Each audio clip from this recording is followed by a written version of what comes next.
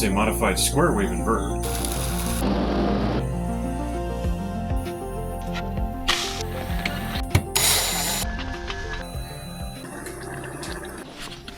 Hi folks, Dave here. So I'm out at my new property and I need to do some work on my barn.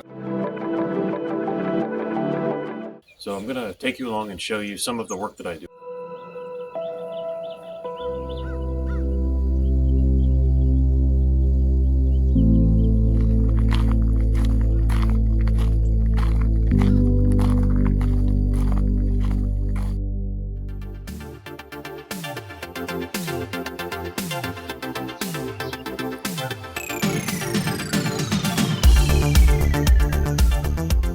I don't know a whole lot about this barn. I know that this property used to be some kind of a farm and probably a poultry farm. This barn may have been a chicken house or it might have been some other utility building. It appears to be quite old and it's probably at least 30 to 40 years old. The structure consists of a tin metal roof with steel girders which appear to be well corroded by now. There are long 2x4s running the length of the building. Those are quite old and aged. The structure is reasonably sound. I did look into building a solar workshop inside this construction, but unfortunately the price on that was in excess of $30,000 and there's no way I can afford that. The building is completely off the electrical grid. The pole and transformer and infrastructure that you see is quite old and it doesn't do anything. It's not connected to the grid and it's going to stay that way.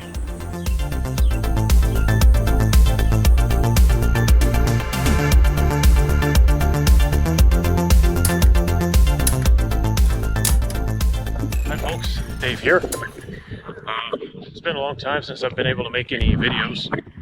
The last 2 months have been pretty difficult, but I pretty much got it under control and I've finished moving. Now it's just tying up loose ends, selling my other property. Sorry for the lack of videos. I wasn't able to do a whole lot of that. I'm out at my barn today and let me show you that. Over there is some power infrastructure, but again, it's not doing anything. That mast there isn't doing anything. So basically this is just leftovers from when there was a farm here. A lot of the farming stuff has been torn down. You can see that I have got my little solar light there, solar light there. That's a really old one that was on my solar workshop. And this building is, you know, it's kind of in a half-finished state. I don't know, it has some plumbing in it and other things that I don't know anything about. Lots of stuff in here. This is all just stuff from my sheds, lumber, things like that. I don't have a lot of solar going on right now and I'm trying to get all my solar stuff set up. So I thought I'd take a few clips and just let you know what's going on around here. And it's pitch black at night. There is no power, no lights, nothing. And I can't see a thing in here. What is the future plan for this barn? I'm going to actually start by installing an off-grid solar power system right over there somewhere. But it's going to be inside this little room here. And this is great. It's kind of in need of maintenance, but there's a nice little room here. Anyway, the batteries and the charge controller and all that are going to be right in this area here. And that's going to be a permanent install that's going to power this barn. But what I'm trying to do here is get me some solar up and running so I can see what I'm doing and have power to run tools and whatnot. So I have these batteries here. These are lead acid batteries from my shed. These were actually in my shed for a really long time. Essentially, they're in brand new condition. I never really cycled them. Honestly, they kept very well. They were sitting off charge for a long time. And I measured them. They're still about 12.6 to 12.7 volts. So these are the bus bars I made a long time ago for them. It's just a flat copper bar, and it's been heat shrink wrapped and hammered flat. So I found my bolts for the batteries. Thank God I found them because it's almost impossible to find stuff around here. There's so much stuff buried. But thankfully, here they are. I have a cheap PWM charge controller. That'll get me some power. Now, I'm not going to bore you with all the details, unless you like being bored with details. All right, I figured you didn't want to see a guy fiddling with bolts on the internet, but I got all these bolts in. Some of the washers are missing. I'll deal with that later. And over here, I have the charge controller that was in my shed. It's just a PWM charge controller. So I'm going to get this connected to some solar panels. Lots of other stuff going on here that was in the shed. Maybe I'll have that up and running later. So now I'm connecting the positive terminal of the charge controller to the batteries. They're all in parallel, 12 volts. Originally, these came from a 48 volt lawnmower, and I never really used them. So I put them on trickle charge for emergency use. Now I have an emergency and I need to have them working. I hope that it turns on. Yep, 12 point something volts, probably more like 12.7 I would say. I don't know how accurate that is. Now I'm very careful using my impact driver just to save time to tighten these bolts down. It's kind of a no-no, but I'm very careful.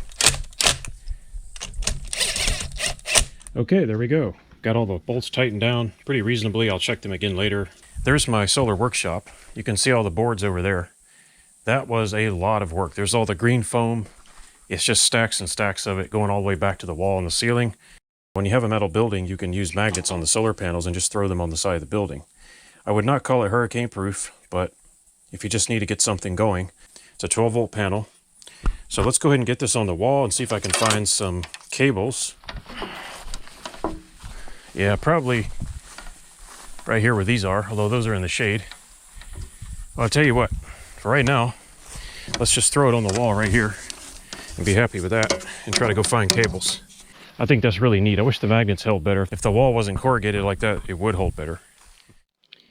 All right, I found some cables, but they're probably going to be too long. I don't know.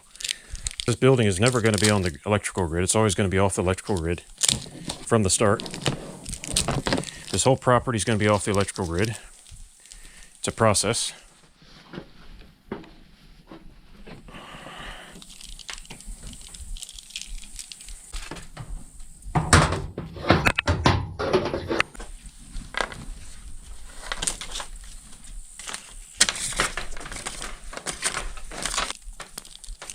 I gotta try to throw this cable across and get it down in between them rafters. Got it. All right, I got these cables just temporarily running out the eaves here and running back over to where my batteries are. I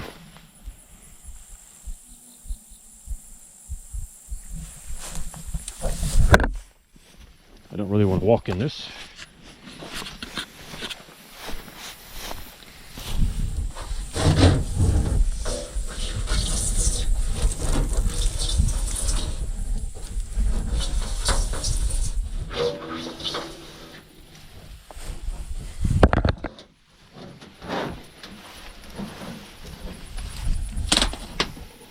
All right, I got the wires temporarily strung up on some really gigantic nails. So the solar panel will go right there, I guess. And I'm gonna have to mow down this grass here. I really don't like walking in that. And I'm just gonna plug the MC4s in for now and call it a day. Hopefully this will get me some lights. All right, let's hook this up. Avoid that sharp edge there. Of course, there's going to be voltage drop on this skinny cable, but I don't care because voltage drop is better than having no power at all. That didn't fit very well. A lot of these MC4s are cheap, and I got to take the slack out because I don't like the way it looks. All right, that'll do for now. It's not pretty. Now I just got to get me some connections, and I'm not going to use a breaker right now.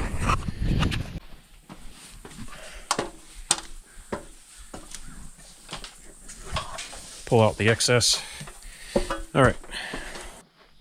Tell you what, it's hot in this barn, but I'm glad there's shade and there's a breeze blowing through it, so it's old-fashioned air conditioning. Now I have a lot of excess cable, but that's all right. It's not a big deal.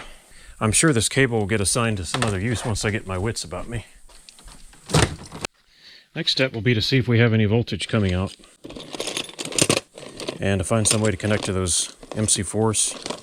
I'm climbing deep back in the bowels of this building here, hoping to find my solar stuff, but I have hardly any idea where it is.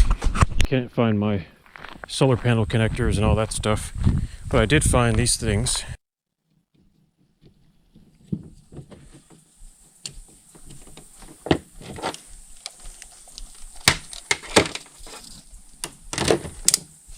.23 volts. I'm a fan of using this bus wire here. It's copper. It's tin copper when I need an emergency connection. So I'm just going to take some of that and make a connector. It's not very pretty, but gotta do what you gotta do. Got one of them in to make sure I don't short these out. All right, there we go. Okay, 22 volts. I got the polarity correct. Now let's connect the solar charge controller and see if we can get some power. Really want to get these batteries charged up and hope they'll last me for a while. Positive. That's on the left. So I'll just run this over here. This is all the stuff I ripped out of my sheds and workshop when I was moving. I was in a great hurry the entire time, but it still took months and months. My move was not a normal move. I have a lot of stuff that people would normally not have. And some of it is on pallets, almost like industrial stuff. It is industrial. Let's connect the solar and see if this thing turns on.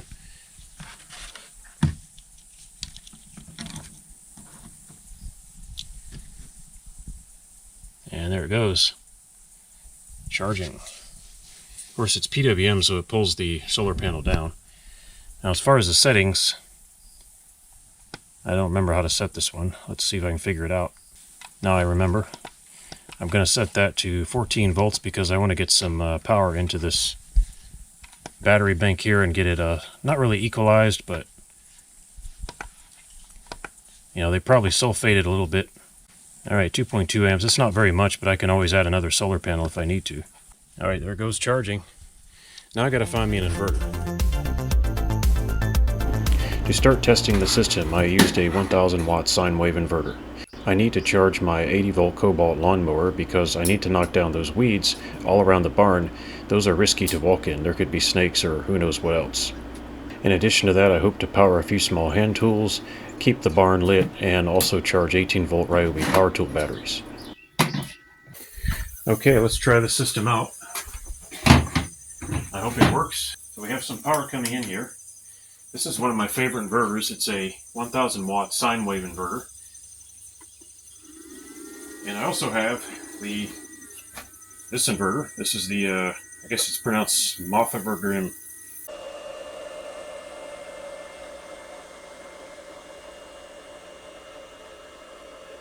Modified square wave inverter. It says sine wave, but it's actually not a sine wave.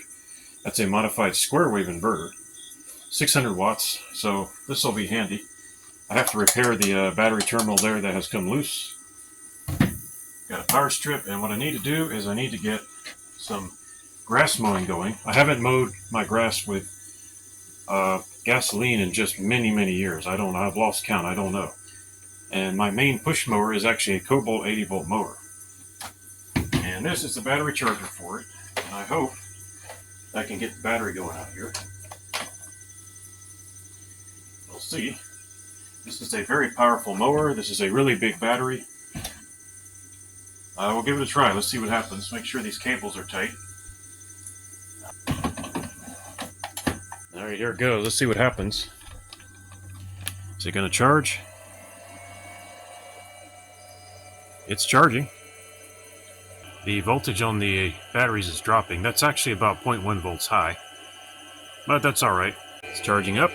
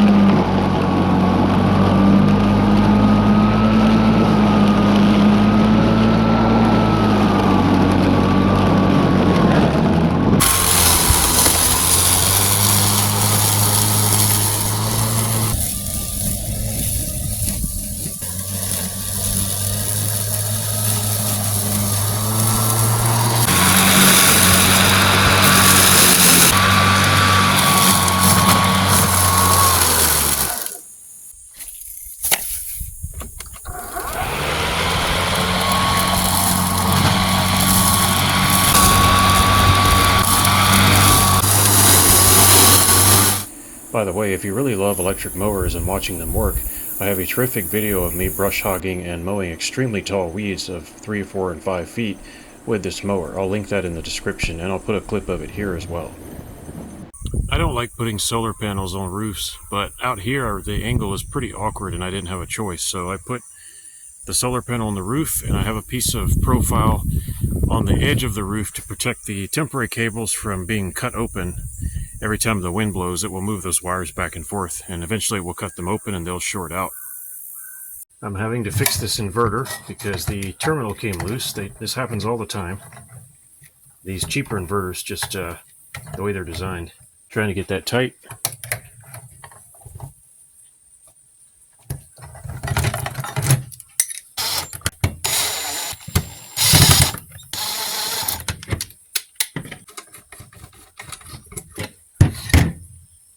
This is a Ryobi RM480E. Now this is a new addition to the homestead. I had to repair that. I got it for a little over $1,000. I need this really bad, and I tell you what, I don't know what I would do without it, because it has a trailer hitch.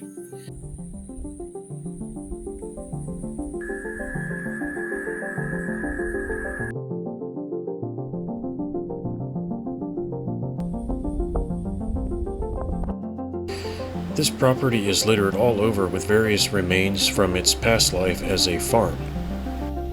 So I spend quite a lot of time hauling loads of junk. And I'm not even scratching the surface. There's more stuff here than I can move in a year, but I keep chipping away at it. I've been using this Vever 1,500-pound dump cart behind my mower, and it works pretty well. It has nice beefy tires, and it's made out of steel. Wasn't too hard to put together, and I think I'm going to have this for a really long time. It's a real blessing around here.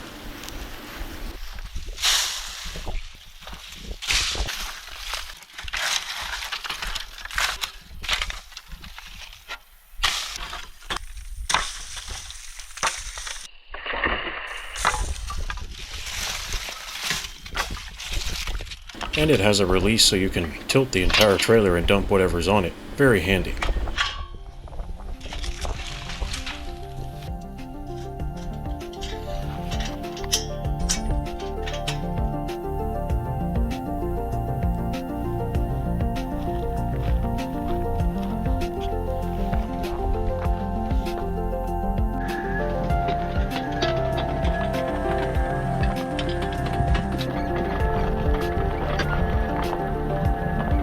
I really like this trailer. It saves my back a lot. Comes in very handy. Don't know what I would do if I didn't have a way of hauling at least small loads around my property. And I'm thankful that I have it. Over there is my Ryobi zero-turn electric mower. I've had that for a number of years, and I have not yet run it here. But I will, when I can set everything up, get my charger working. Because I have a specific charge set up with solar panels that plugs right in the back of the mower. I actually had to do more than one thing to get it working. It was not so much fun, but it's working now. And this little thing has a single large brushless motor. You can see right there is the brushless motor. And there's the transaxle. This little thing may not look very exciting, but to me it's very exciting. So because I can't afford a tractor, I bought this and I repaired it. With the trailer hitch, I'm going to do some very exciting things. You guys wait to see, God willing, what I'm going to do with this machine. Anyway, right now it's on charge. And of course, if you're just pulling a trailer, it's totally possible to keep it charged with a single 100-watt solar panel. We're getting about 100 watts indicated from the AC side. Over here, I've got my favorite, one of my favorite 1,000-watt sine inverters. And this is the system that's running it. Just that single 100-watt solar panel, these 4 batteries. And I don't know what kind of batteries these are exactly. Oh, they're Liot. Sealed lead acid batteries, so they're SLAs. So these are only 75 amp hour. That's smaller than I thought, but that's okay. So lead acid, we're looking at about 300 amp hours of lead acid here. But that's fine. Look what I'm doing with it. And I'm getting ready to cook some snacks here. I think it's incredible what you can do with solar these days, even the most basic setup that's prepared in a hurry and you don't have a lot of time. Even so, this thing is charging power tool batteries, charging a riding lawn tractor, it's going to cook food, it's going to run lights. What else could you want? You know, even considering the cloudy conditions and off and on sun, I'm still able to keep the system running and I can still do what I need to do. Even running a few lights with the system would be child's play. It's not a big deal. I would say the biggest accomplishment for the system would be charging this thing, because a machine like this can gobble up 2 or 3 kilowatt hours at one time. If I just pull a trailer and I don't do anything else, it's a piece of cake. Of course, if I try to mow, that's a different story. It currently has lead-acid batteries in it. This machine has lead-acid batteries. I'm going to do a video where I take this thing apart. I've done this before. Many years ago, before anybody else was doing it, I had this zero-turn mower and I converted that to lithium iron phosphate. Unfortunately, my health was even worse then than it is now. I could not make videos. I was not on YouTube, but I did convert this thing. It's been on LFP batteries for several years now. This machine here, though, is lead acid. It has similar batteries to those over there. In fact, they may be the exact same ones. I don't know. I had all this plastic off, all these instruments off, everything, the seat off, completely disassembled it, just like I did with that machine there.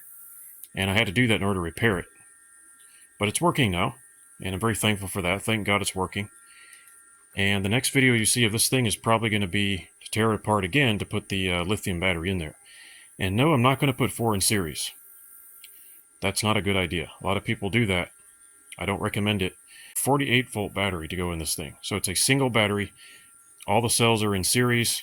And it has a BMS that watches all the cells simultaneously. There's no serial connections involved outside the battery case. And I think that's how it should be. I think that's the safest method.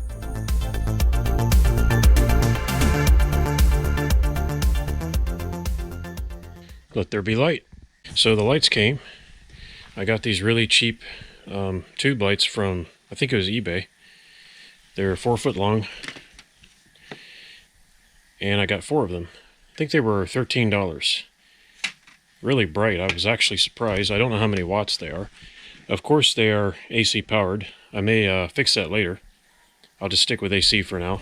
It doesn't make sense to jump 12 volts up to 120 volts AC and then back down to DC, but that's the way it is until I can fix that. It comes with some hardware.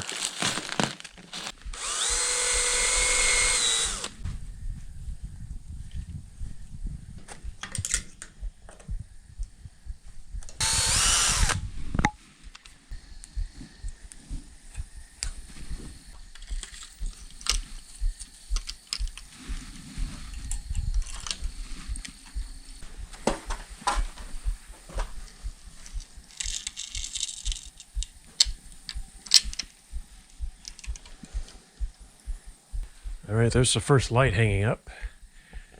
I think that'll work for now. Okay, time to test a single light. This is the spotlight I had out in my solar workshop before I left. So I'm gonna turn that off. And you can see how dark it is out here. And of course it's not completely nighttime, it's just dusk. But I still can't see a thing in here. Let's hit the switch. Yeah, that's more like it. I can deal with that. And it's only one light. I've got 4 of them. I think I'm going to put 1 more up. And I'll need to tidy up the wires, figure out how I want to run those. Right now I've just got it strung up there so I can see what I'm doing. It's not safe to be out here at night with a flashlight. It's kind of ridiculous trying to get anything done like that. Honestly, these lights are very satisfying. I've only put 1 up and it's great.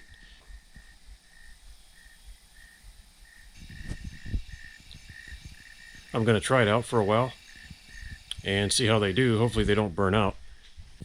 So it uses about 28 watts. It's pretty reasonable considering the amount of light that I'm getting. In terms of runtime, I estimate these lead-acid batteries probably have something like 1 kilowatt hour of capacity. It's only an estimate, and it's probably the most that I'd want to use from them. Of course, if they had more than that, I don't want to deep cycle them, so I wouldn't use it anyway. So we're probably looking at about 3 amps of 12 volt DC power. I believe these batteries would have no problem running this LED light all night and having power left over. If it runs 12 hours, that's going to be about 0.36 kilowatt hours or 0.4 kilowatt hours. It's child's play. These batteries can handle an LED light no problem at all. I can also run other appliances out here. So even though this system is rather small, it's going to serve my needs just fine. Over time, I intend to clean this barn up, really tidy up the wires and pull all that insulation down and get rid of random stuff and piles of trash, and hopefully make this a nice little barn for doing mechanical work and solar stuff as well. Unfortunately, it's a little bit overcast today, although that does help keep it cool, but I'm going to try cooking some food anyway. Just out of curiosity, I connected this Bateria Power MPPT charge controller. This I did a review on, I think last year. And I am getting more power. Of course, it's very cloudy and the sun keeps going in and out, but I got almost double or more of the power. Yeah, it's going back down again. It's doing a sweep. There we go. Yeah, it was up over 4 amps before. Anyway, this is doing a lot better for me, so I'm going to give it a try. Now, I don't know if these batteries are up to the task, but I'm going to try to use my steamer here. This is one of my favorite cooking appliances here. Just a note that I'm not a cook, but I do like working with solar, and cooking is part of that. I have my 600 watt modified square wave inverter. It is powered on, and it should be working. So let's try turning this cooker on and see if it can survive this test.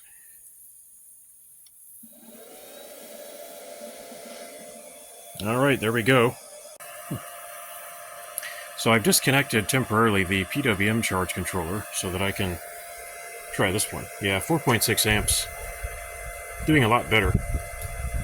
Wish the sun would come out and stay out. This is a really small system. Just using what I have out here. Well, we'll see. There's some steam appearing at the top there. Is it going to be able to handle my lunch? I don't know. So in reality, this inverter here was meant to be part of my emergency preparedness kit. But if you don't try it, you don't know how well it's going to work. So I'm going to go ahead and use it. Actually, the water is already boiling, or trying to boil. So I think we're going to be alright.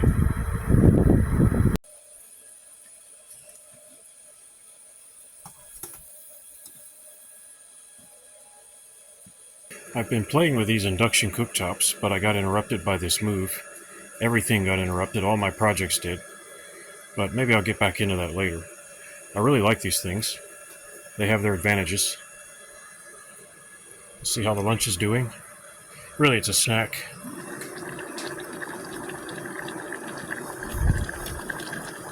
Looks good.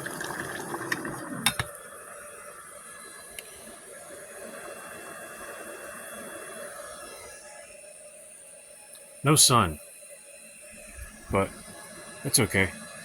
Hopefully these batteries have enough grunt to get me some work done. I actually was kind of impressed with this inverter here. I did a bench test on this, and I thought I was being a little hard on it, but it survived. It is just a square wave inverter, but that's fine. If you're just running a cooker like this, it's very, very simple. Square wave is just fine, no problem at all. It won't cause it any harm in most cases. And there's no electronics in this. There's just a bimetallic strip, a thermostat. So, very simple cooking appliance, not harmed by square wave at all. Now, some electronic cookers can be harmed by square wave, and I have a video coming out about square wave versus sine wave and all the bits and pieces that are involved in understanding that. So that video will be coming up on the channel as soon as possible. 4.6 amps, that seems to be the best that solar panel can do with an MPPT controller. No, 4.7. And when the sun comes out, I get over 5 amps. And I get more than double what the PWM controller was claiming it was getting, which is about 1.9 to 2.2 amps. This setup is not pretty, but it gets the job done.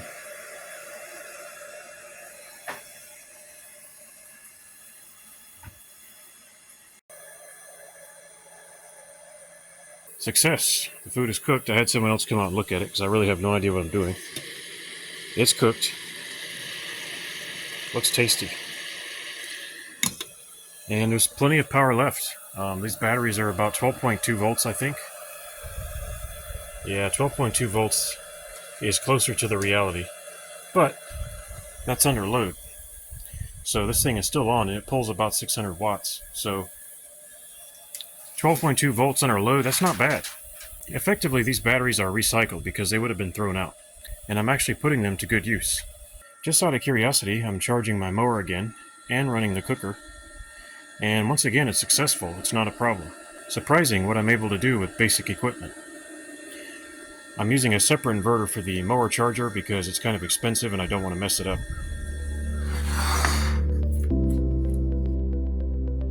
Folks, I hope you enjoyed this video. If you did, please leave it a thumbs up, subscribe, and comment if you have time.